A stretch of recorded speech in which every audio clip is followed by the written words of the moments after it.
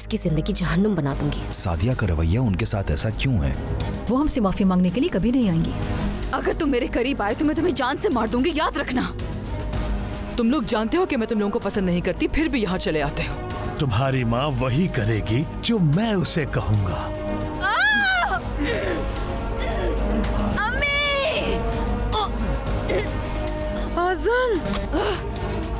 अगर तुमने दोबारा मुझे छूने की कोशिश की तो जान से मार दूंगी तुम्हें। ये जंग तुमने शुरू की है सादिया, और इसमें तुम ही हारोगी, देख लेना।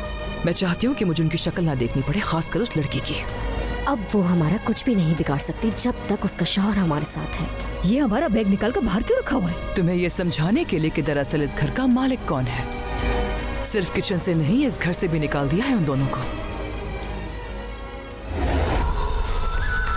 देखिए ड्रामा सीरियल इश्क एक गुनाह कल रात 7 बजे सिर्फ AAN TV पर।